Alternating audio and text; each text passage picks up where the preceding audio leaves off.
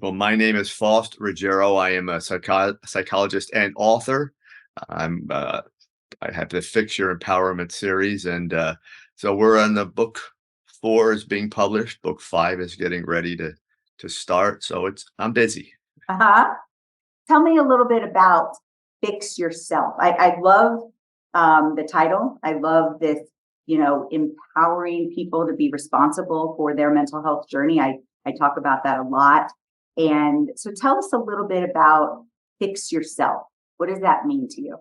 Chris, I've been counseling for almost over 40 years, and I wanted to put something together to help people get strong on the inside. Everything we tend to do comes from the outside, or most of it does.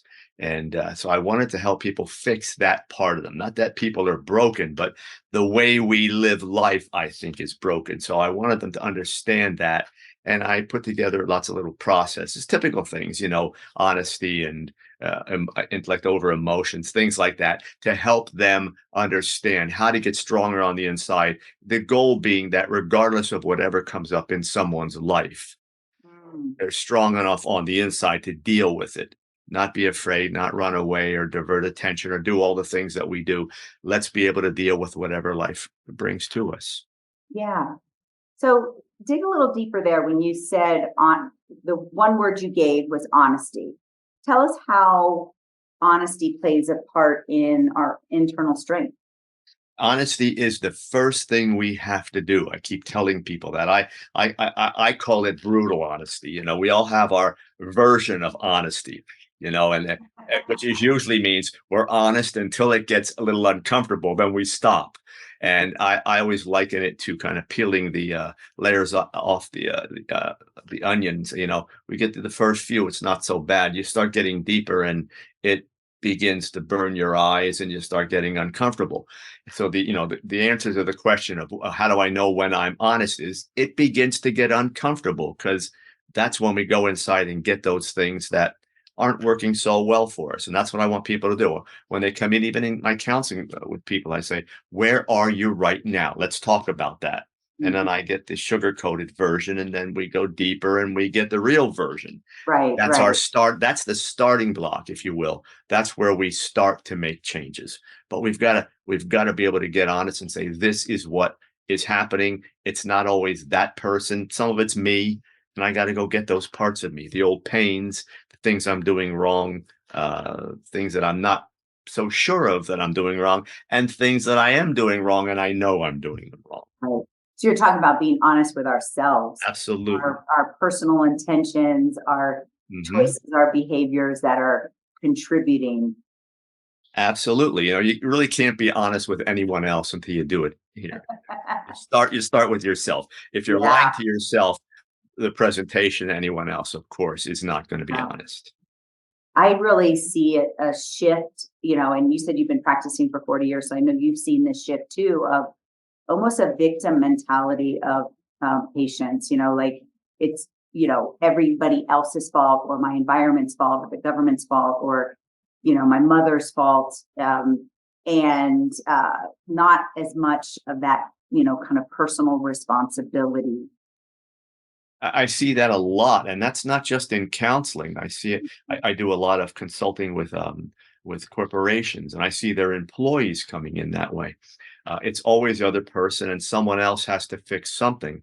I can see it in the practice where 35 years ago, people would come in, and maybe 5, 6, 7% of the people had medications. Now it's 80%. I said, now there's something wrong if that's occurring, because the formula isn't, geez, medicines got really, really good. Now we should all take them. That's what they would have you believe. We're at we've evolved or devolved. Take your view on that one. Yeah. We've gotten to a point where we're not doing the work. Give me something fast, fix it quick. I want to feel better right away. And of course, that's a never ending cycle. It never Yeah. stops. Yeah. And I really struggle with this I'm a psychiatric nurse practitioner. We have a full comprehensive clinic. We do prescribe medication. 95% of the people in the actual clinical practice are on medication. Although personally, I don't want to be on medication, right? As I've gone through my own personal struggles. I have mostly avoided taking medication. However, I also believe in meeting people where they are, and we have so many coming in, and it's a victim of the culture, their environment, that it takes us a long time to convince someone that this mental health journey is their responsibility. And sometimes we need medication to start and, kind of uh, coach them to a place where they're ready to go deep.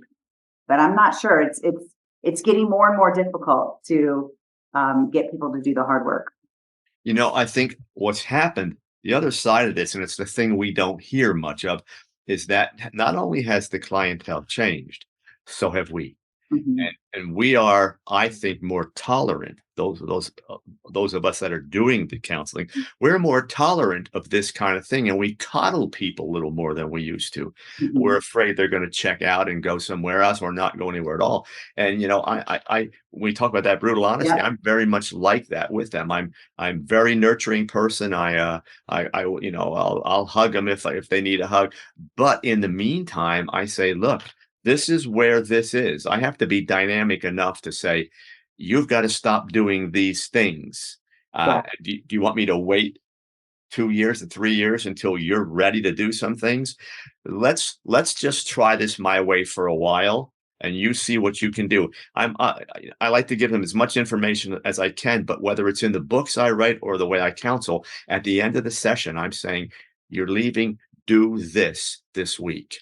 When you come Mhm. back in, we're going to look at how you did it. Don't worry about doing it right. Don't worry about being perfect. Just do it, and we'll tweak it as we go. They're always tuned into working with that if you give them something. But we stop doing that because we're afraid we're going to offend them, or they're going to come back and say, "No, I can't." And it's going to make me fall apart. And I said, "Come on, seriously, nothing I give you here is going to make you fall apart. That's what you came here so Yeah. you wouldn't." So Yeah. if we're a little bit more dynamic and we stop worrying about, you know, everything they're feeling. I want to know it. I want to hear it. I want to embrace it, but I don't want to get caught up in it. Yeah. That's Yeah. One of my pet peeves is kind of talk therapy. People have been in talk therapy for 10 plus years and they're just going and talking about their problems over and over again. We know that's actually called rumination, and we're feeding into the story.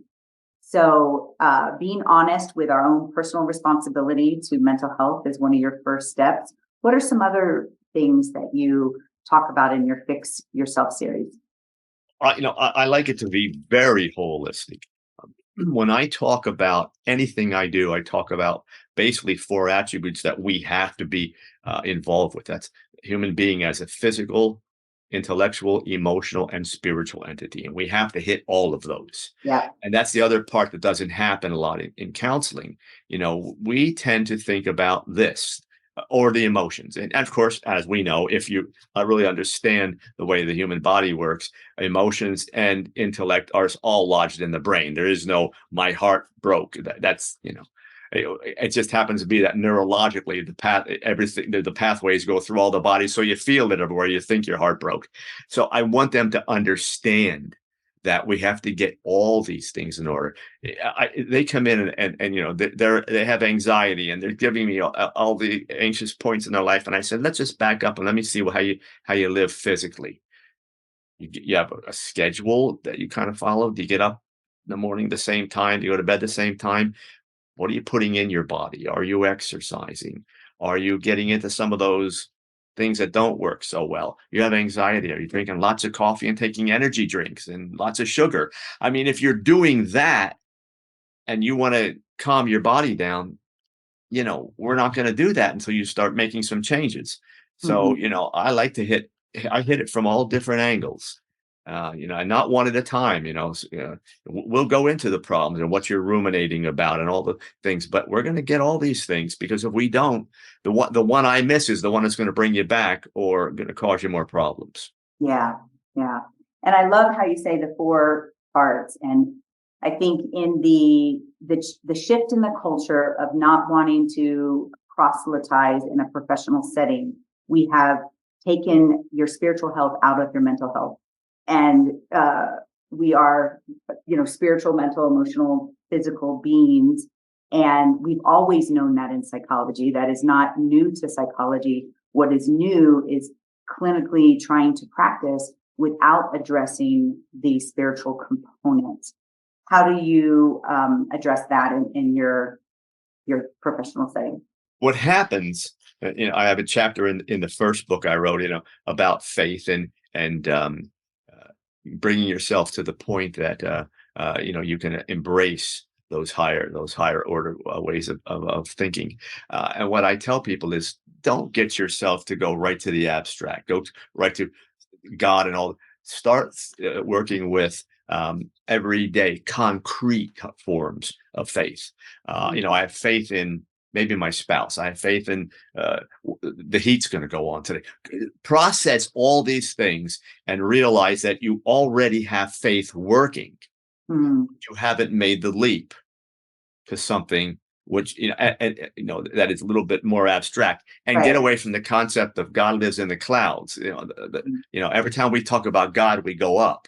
We need to go in. yeah. Because that's what I'm telling them we're going to do, is to connect with that part of you that isn't so concrete. Right. Sometimes that's what's giving you the problem. Hmm. We talk about getting to the point of what I call pure love. When I talk about those four attributes, I want to get them balanced for people. I want to get them so they're all working synergistically together. And Hmm. and when you do that, Buddhists would call it nirvana. I'm just calling it balance. And we want to get there. When you can do that, you can connect with those things inside. Yeah. And I've never had anyone ever had anyone unable to do this. Hmm. Yeah. You know, and anything I do, I tell people this is going to take a little time. This isn't something that, you know, we don't have the Reader's Digest version here. It's not Facebook and you get the 10 things to do and you go do it. Oh, Dr. Google Yeah. doesn't work in my office, is what I tell. Yeah. It's going to take some time, but do you feel you're worth it? Are you willing to invest that time in yourself? Because the bottom line is, as long as you live, every day is going to be a new day. So every day you've got to give attention to what you're doing. You need to Hmm. learn how to do that. Yeah. I love that. Um, most good counselors come with a story of their own personal, how we got there, why it's so important and passionate to you. For me, I've lost three children over the course of 17 years. My son died in 2005 in a drowning accident. Then my two biological children were diagnosed with a rare neurodegenerative condition called DRPLA. My son died in 2016 and my daughter in 2021. And my husband is currently on hospice. So I am having to practice what I preach, right? I have to really be working through that grief. And there was a lot of trauma enmeshed with those things. And so I'm passionate about teaching people how. What gives you that passion, that fire in you? Couple things. First of all, I think I was just born with this.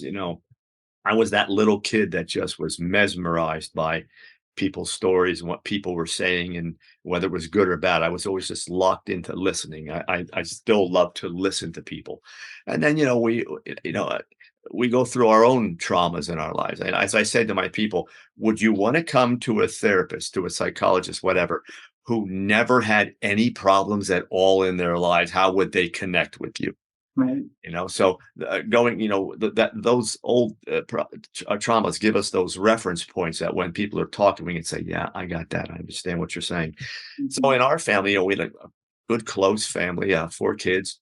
My mom and dad were good people. My father had a stroke, though, when he was 42, and a bad one. He lived 10 years, but he was just a shell of what he was. So 9 years old, I am now going to save the family. I'm the next guy up, and here we go. Well, I was figuring out how to be 9 years old and not 29. Ah, So it changes everything. There's a lot of things that get missed. There's a lot of blame you put on yourself. Well, that didn't work out right, but I'm the oldest boy, and I should be able to. And it gets heavy. ah, So and then comes after that. After you figure you can't do it, well, let's rebel. Let's go out and be stupid. So then you Mhm. make those mistakes. So it sets you on a course, where you make a lot of mistakes. You come back and you fix some things, Mhm. and you question yourself. And that's the other thing. At 9, I'm questioning myself at a very early age. Most people wait to their midlife crisis to do it. I was kind of doing it early, you know. So when midlife came, I was teasing my wife. I said, maybe I'll go get the red sports car, but I'm coming home. We'll hang out at the end of the day. So that's old hat. I don't want to do that again. Yeah, yeah, yeah. Was there an aha moment in your life that made you kind of say, I've got to be honest with myself and start doing this work? There really wasn't an aha, but it never stopped.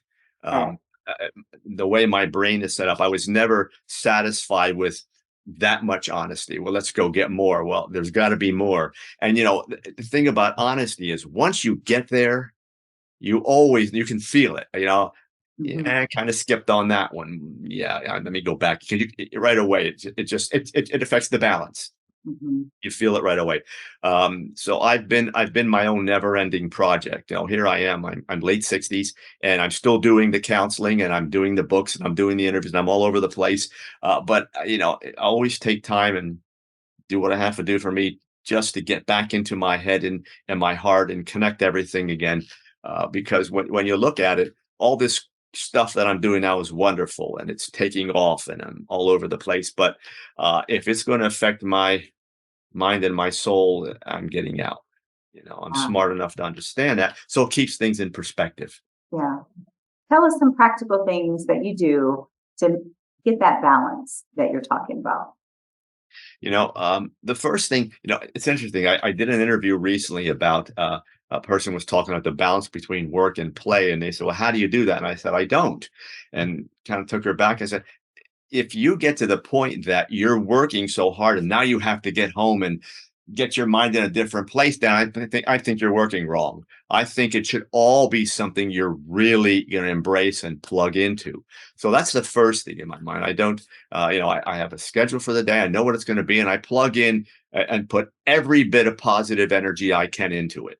I Mhm. don't resist it. I don't talk negatively to myself. That's another thing because that negative stuff is energy going that way, and then I can't get it back. So I want to have the 100% if I can. Right. Uh, then there are those things that I do. Things I don't do is what I say. If I don't abuse my body, I don't uh, put the things in that shouldn't go in. I don't stay up till 3 o'clock in the morning on my phone. Those things. I have a regular exercise program. I'm still doing it, an intense one, every 6 days a week. I'll take some time at the end of the day in the hot tub. So I do those things that allow me to kind of decompress, but I don't make my day one that is just emotionally insane. Mhm. That's a big key. To me, it's all about energy management. Where are you putting your energy today? If it's internal language that's not good, that's going to be a problem. Yeah. If you're running around the house angry and I don't want to do this and rushing to get something done because you just don't want to do it, boy, those are moments of your day, your life going by. Why Yeah. would you live that? And oftentimes I find that people blame, well, I have to work, well, I have to do this. And you really talked about it's more of that internal dialogue, those negative things that you're saying to yourself, the anger that you're feeding into is such a waste of energy. Mm. Talk about that a little bit of how when clients are not practicing letting go of negative, talking positive to themselves, how that's wasting energy. One of my favorite examples of that, and I use this. I've been using it forever, and I still do. Is when your child comes home and has homework to do, and does not want to do the homework. So you're going to help the child, but you do not want to be there. You know what that turns into every time. It's an argument. It's screaming, and the homework either is done poorly or doesn't get done because no one wanted to be there. We do that in our life all the time. If we don't want to do it, it becomes this burden. It becomes this resistance factor. excuse me, that we then focus our negative energy on. And it's like, clean your room, and you argue and scream, and the thing could have been done in 10 minutes. You argued for an hour about cleaning the room. Your mom said you can't go out because you didn't clean your room.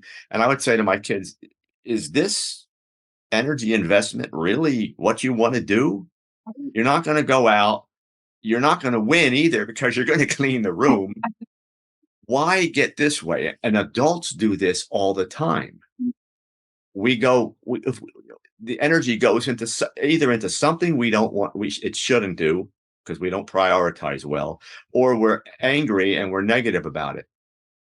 The things I look and say, who wants to do that?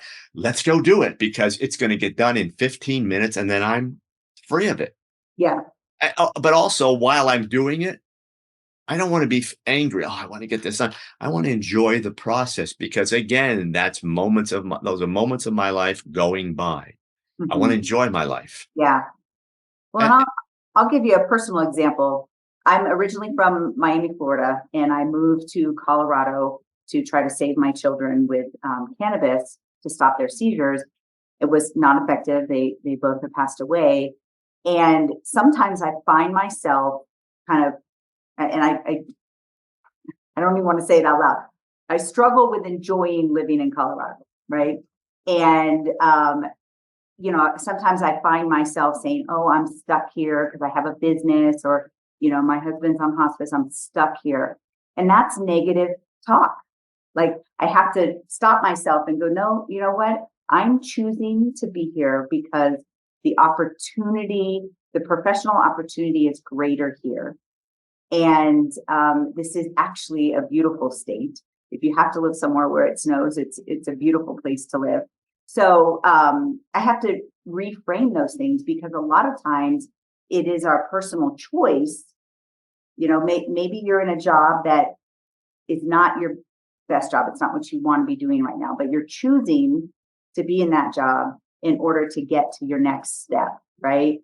And reframing that and making sure you have a personal vision if that really isn't the job that you want to be in, but not going in every day negative. One, it's exhausting for you, and two, it's not good for your coworkers either when you're there not wanting to be there. you said the two words that are most important, that personal vision. I think Yeah. that's another thing, in my life, I get up every day with a vision. I know where I want to go. I know what I want to accomplish, and I'm really thrilled about plugging into it. I Yeah. know before we started today, I saw two people. I will see six more before the end of the day. I still love it. I love what I'm doing with those people. I'm at a point where I thought about taking retirement, and what I did is that, okay, this has provided me with what it's provided me with all these decades. So now I'm giving back a little bit. I don't do the insurance thing anymore. I charge people much smaller amount of money than would come in. I keep just, uh, you know, 20 people or so, and I can give back, but the vision is still there. I'm now, the new program are the books. We're getting ready to start book 5 in the series. And it's a vision that I can see unfolding. And it started 7 years ago. And now we're at a point where, it's lots and lots of interviews. It's television and it's celebrities that want to work with us. It's all those things that I'm seeing come to fruition. It's a lot of fun. Mm. It's a vision, but it does not take over my life either. It's motivating, it's positive energy. I can invest it all, but I also understand that life is fleeting, as you know, and you Yeah. enjoy it while you have it, but you keep it in perspective. Yeah. And every day there's that perspective maintains the balance. Yeah. With your 40 years experience, I'm sure you hear a lot of horrible stories of trauma. And, you know, we used to kind of reserve the word trauma for huge events, right? And now we've kind of scoped the word and it's this big continuum and people have, micro trauma. And how do you feel about the word trauma and the appropriate way to process and release some of that trauma? It's a good question. It's an interesting one. I don't. I very rarely work with labels and descriptors like that. I don't ask people what their trauma was. Um, Counselors are asking people what their labels are when they come in, all those kinds of things. I don't do any of that. I simply say, let's just go over your life. And they'll talk about trauma. And I say, well, let's hold off on that for a minute. Let's give me the whole story. Mhm. We have gotten to the point where people are actually looking for the traumas in their lives. They're looking for places that give them negative energy, either because they want to fix it or because it gives them excuses or whatever. Right. So I stay away from all of that. Okay. And I say, let's just talk about you, the person. Let's talk about what you're dealing with. Almost always they come in with a presenting problem. My Mhm. marriage, this, I got depression, my anxiety, work, what, okay. And we know that that's the first stone to turn over, and we're going to turn another 20 or 30 over as we go. But let's just take them one at a time. And when I do that, Mm. they get away. That pulls the negative thought where I've got invested in that particular thing. That thing has branches and all, and we're going to go look at all of it. They start feeling that's the first introduction to them as a whole person rather than as a trauma point. That's what I Mhm. want them to get away from, Right. because that's not what they And are. and I tell them that you're not a trauma point. You're not this thing that came into my office. You're a whole person that had this happen or had that happen, and you felt this way about it, and it changed some things that you did. Let's go get you. You're a good person. You're starting from being a good person. Let's go right. now. Put all the other stuff in order. Yeah. And back to that honesty and personal responsibility that you started with, of this, we are responsible for our mental health journey. That the name of this podcast is Embrace the Journey, like embracing that mental health journey. We're all on it, whether we admit it or not. And getting away from that victim stance. I really see a lot of what we're teaching aligning together. Yeah, Um, I even have a in the first book, I have a full chapter on embracing the journey. Um, uh-huh. I want people to understand that, you're in today. Yeah, someone just said to me, I'm 69. I says, how old are you? I said, today. And it was a joke, but I said, I don't know what tomorrow brings. That other stuff is gone. Right now, the moment I'm breathing in is the moment that I have. Mhm. So my journey unfolds moment by moment by moment. I don't get myself thinking about destination points Mm. because A, they're not here yet. B, by the time I get there, they're not going to be anything like I thought they were going to be. Uh-huh. Stay right where you are. I have this little motto. I said, the Lord gave me all these breaths to breathe every day, and I intend to maximize all of them. And Mhm. today, Today. and that is your life journey Yeah. today. You can have a plan, which I guarantee you will modify probably tomorrow. But you can do that. It gives you a direction. Have a direction, Yeah. but stay in your moment. Get your brain consciously working with your moments. Mhm. There's your journey. What is some practical tips for that? I have some of my own, but I tell you, it is a constant struggle to stay in the present. I'm a type A personality. I'm a go-getter. I've been one since I was a kid. And then I've got, some of this grief that I'm still processing, right? The past and staying in that moment sometimes takes a lot of mental energy, and I don't do it all the time, right? I uh, am that person who every day, I always use the example of the microwave. If I put a cup of tea in there, I say, okay, it says 90 seconds. I am going to fill the 90 seconds. I'll be darned if I'm going to wait. Look at okay, that's how I live life. okay. But Okay. I learned that in order to not be jumping back and forth, I need to slow down. That's another one of the early Mm. processes. It doesn't mean I Don't do walk in America, slower. It that's for just sure. means catch my breath. Easy way, slow down your breathing. I tell people is the first step. Does two things. Physically, it decelerates your body a bit, but the other thing it does is it gets your mind focusing on what you're doing right now. Mhm. And put meditation in the picture. That works really well. But it's learning how to get your day done and slow it down. When Yeah. you do that, you give your brain enough time to think about what you're doing, and it doesn't go. When you're type A, you're always going forward. I'm going to get this. I'm going to get this, and you already know. These are the 14 things that cannot be done today, but I'm going to do all of them. Uh-huh. And at the end of the day, I will rate my day on whether 1 through 14 have been done and done well. Mhm. That's we're performance people. It doesn't work. It does not work because then what you've done is looked outside. All of us, we look outside ourselves. Say, is that all good? Okay, I got it. Yep. Life on the outside is organized. I did it. Well, as we know, is just a diversion, so we don't go inside and get life on the inside. Well, And now, and loving ourselves, that type A personality and struggling with self-worth as a young teenager, you know, the bachelor's degree, then the master's degree, then the doctorate, and then, like the achievements somehow give me value.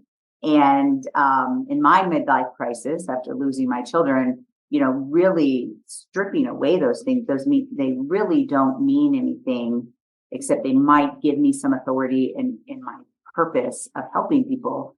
But yeah, I think a lot of us do that, especially our type A personality type people. If I'm just yesterday or just Saturday, I wasn't being productive at all. And I like to get some personal stuff done on the weekends. And I had to check myself like, no, you are allowed to have a day where you are not productive at all. and for those of us that are caregivers, it's hard to program that in. Yeah. We feel guilty. It's not. It's type A and type A caregiver. They're different. And that's what a lot of people don't Uh, understand. When you're a type A person and you have a vision and you know what you want to do, when you're not doing something not only productive, but something that makes a difference, then mhm. you question, say, well, should I sit down and watch that comedy movie? Well, that would be ridiculous. I'm wasting my time. And to this day, still, people will laugh. Do you watch comedies? I don't. It's going to be something that has to be engaging. But I started to realize that I've been done so much work on me that I have all the fun in my life. I don't need the comedy. The comedy is worthless now Yeah. because you can. I always tell people you can take the garbage out and have fun doing it. It's in the rain if you must. It doesn't matter. You look at this and say, okay, let's go because that's what it is. Yeah. Uh, so you can still get things done, but I slow down. I use my honest head here to say, okay, this is what you really think you need to do, and why are you doing that?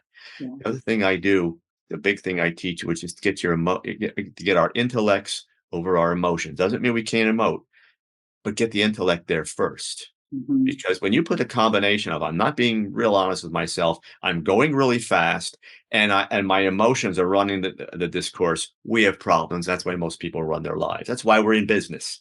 Yeah. So I say, take a step back, 3, 4, 5 seconds. Something happens. Think about it. What happened? How does it affect me? What do I want to do about it? If you've done that, you've already said to your emotions, go back there a minute. And Yeah. then you get to emote over something that's a little more factual. It trains our brain to look for facts. Yeah. And that's what we want to be emotional about, the facts. So, Love it. And what I teach in the mentally strong method is what often happens, especially in intense grief and trauma, is that all of these things get enmeshed. Your grief and your trauma and your negative self-talk and your anxiety, and then if you put addiction in there, the injustice of your trauma or your grief, and it just kind of all gets enmeshed together. And in the mentally strong method, we kind of pick them out and we say, this is your grief, this is trauma, these are processed differently. What advice would you give to someone who is, kind of peeling away those those layers, and really struggling with that negative self-talk? Because that's what I see get enmeshed in grief and trauma. Uh, here's what I say. When we're talking honesty, everyone, when we say brutal honesty, self honesty, everyone says, oh, I got to go get that stuff. And I always say, "Is that all you think you're going to find in there? The beautiful parts of you are hidden under there." So every time you take one of those negatives and work with it, it's sitting on top of a beautiful part of you. That's gonna come out too. That's Oh, the part they don't understand. So if I say, "Gee, I'm a person that I lie a lot." mhm, Okay, now I went back and I saw that and I manipulate people with it. When I uncover that and I come to terms with it, now I get the part of me that says, "I don't have to do that, and what I do have could have worked all along. I just have to put my attention there." So every time you go in and get something that is negative, you are releasing negative energy. Well, what's going to be there under that is going to be the positive. So when you go in, you're going to find some really wonderful, beautiful things about yourself. Don't be afraid of honesty. It uncovers yeah, everything, and your negativity has been covering up the positive. I have a woman that has gone through what you have, 3 children, mhm, and she's like, I can't be happy. If I get happy, I get guilty. I know you know what I'm talking about. And so we started going into the honest parts of things. And she said, finally, said, you know what? I'm finding parts that I purposefully buried. mm, I didn't even know I did this. I made a decision not to do this. And I used to do that when I was a kid. When my father was ill and then he passed, and New Year's Eve would come, and I felt so guilty going out with friends. Mom was at home alone. So I would, I go to what do you do? Well, I go home. I'll stay there till like 11, mm. and we'll do our own thing and make sure things are cool, and then go out. And then when the ball dropped or whatever we're doing, I'm on the phone, which had to find somebody's phone because we're not talking about cell phone dates, you know. So it was a process, you know. Yeah, Uh, so when you get honest and you look at everything that's in there and why it's in there, there are always solutions to things. yeah. And I find that especially with mothers who have lost children, there is a spiritual conflict, whether you had a belief system prior to or How could didn't. he? Yes, how could he, if there is a God, and in my story, I was a very strong believer, had strong faith, really believed that God would heal my children. And to lose them created a significant spiritual conflict that I, have openly wrestled with and those kinds of things. So, again, bringing back in that spiritual component and the balance between our mental, emotional, spiritual selves. Love what you're doing. When I and it's just for me, when I talk about God, and I don't ask for things, and I don't, because that's a setup to me, for Hmm. me. So I just say, "Hey, Lord, whatever you're going to do, you're going to do. Put me where I need to be, Hmm. make me strong, whatever." Because otherwise, I know, and I did it earlier in my life. It's what I used to do. You pray for something, and it wasn't like get me the new car. It was that for this person, or my friend was diagnosed with something. Yeah, I prayed, and it says if I ask, and all that stuff, and I just got to the point where I said, "This is all out of my control. I'm going to go back." I do a lot of work with addicts. I'm not recovering, but that serenity prayer, where I can't change those things. I got to learn how to accept it. So I work a lot with that, and when I deal with faith with people, um, that's what I always tell them. Yeah, We don't have the plan, and we're not getting it. yeah, There are going to be no answers. Can mm, you deal with that? yeah. Well, and in our culture, we've got so many mixed signals. Um, you know, strong conservative faiths that are open about, this very specific way to God, and then you have the spiritual manifestors who almost teach magical thinking that you can just, wish for whatever, and if you just uh, were a better person or a better manifester, then these things would come true for you.